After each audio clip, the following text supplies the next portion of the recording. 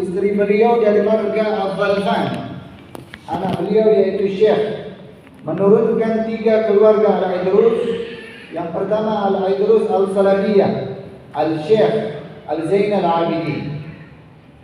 Adapun orang tua beliau dan masa kecil beliau, ibu beliau adalah Al-Habib Abdullah Al-Aidrus. Beliau ibunya adalah Maryam binti Ahmad Barushin, seorang wanita yang salehah, anak dari seorang wali yang saleh.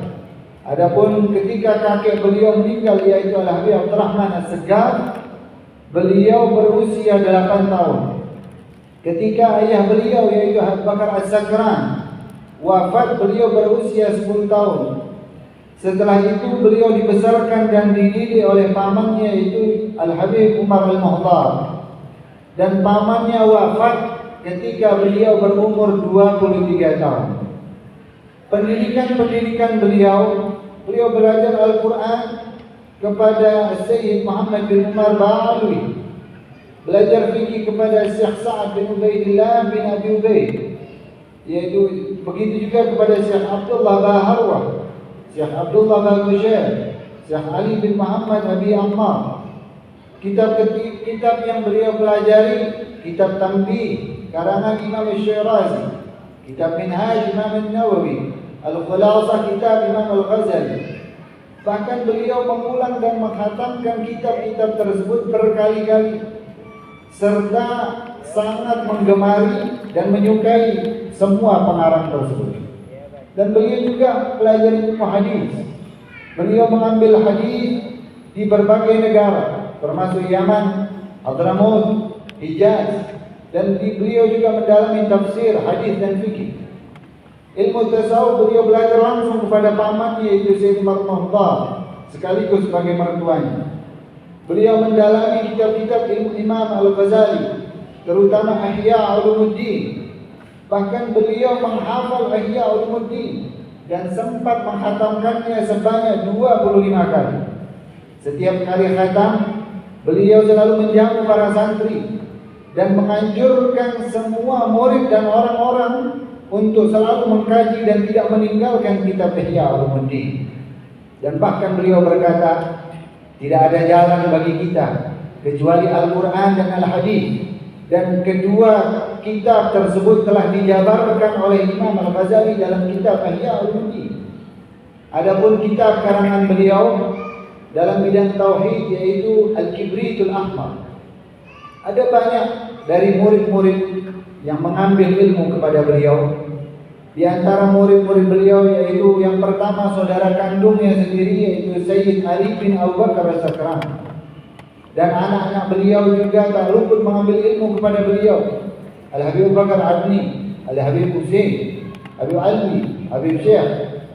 Begitu juga murid-murid beliau yang terkenal, Al-Habib Umar bin Abdurrahman Sahib Al-Hamra, Ahmad Ghazam Al-Syekh, Abdullah bin Muhammad Aidi, Ahmad Bagadir Al-Makki, Abdullah bin Abdurrahman Bawazir. Beliau memiliki akhlak dan keistimewaan yang sangat luar biasa. Jika membawa tafsir di bidang ilmu apapun, seakan-akan beliau membawa benderanya. Jika membawa hadis, seakan-akan beliau paling unggul di bidang hadis.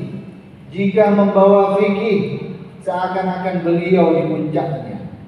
Beliau dikenal sebagai orang yang sangat dermawan, orang yang rendah hati, orang yang penuh dengan tata krama dan sopan santun, tidak membedakan pujian dan hinaan, lapar dan kenyang, pakaian mewah ataupun sederhana, sangat menghormati ulama, sangat gemar memulia ulama, menjamu para ulama, menjamu para tamu, menyantuni anak fakir dan miskin. Beliau sangat sering duduk di tempat-tempat yang kotor. Maksud dan tujuan beliau ingin merendahkan dirinya dan menghancurkan hawa nafsunya agar tidak sombong di hadapan makhluk dan di hadapan Allah Subhanahu wa taala. Beliau memiliki mujahadah yang sangat luar biasa. Bertahun-tahun beliau berpuasa hanya berbuka dengan 7 butir kurma saja. Hanya makan, sering makan dari hanya makanan yang dipaksakan diberikan ataupun dipaksa untuk memakannya oleh ibunya sendiri. Dan beliau sangat menjaga makanan-makanan yang halal. Saking beliau menjaga makanan-makanan yang halal, beliau sering meminum daripada air hujan. Karena air hujan adalah air yang paling halal yang langsung diberikan oleh Allah Subhanahu wa taala. Beliau selalu bangun malam dan sholat tahajud. Dan sebagian kata-kata ataupun wasiat beliau, barang siapa yang hendak murni berhubungan langsung dengan Allah, maka hendaknya dia bangun malam. Mengatur waktu adalah sumber segala sesuatu. Sholat malam ketika manusia tidur itu adalah tanda daripada wali-wali Allah.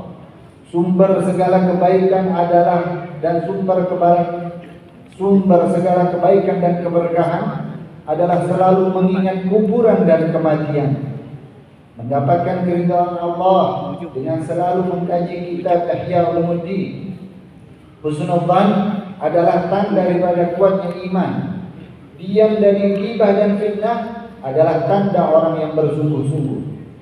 Jangan pernah tinggalkan wirid-wirid Nabi yang diajarkan oleh Rasulullah, khususnya bacaan-bacaan Al-Quran. Perbanyaklah istighfar khususnya di waktu sahur, dan perbanyaklah bersalawat kepada Nabi Muhammad, dan khususnya di malam Jumat dan pada harinya. Jangan merasa diri kalian lebih baik dari siapapun saja. Selalulah dalam kebaikan dan ketaatan. Itu sebagian daripada wasiat dan nasihat beliau.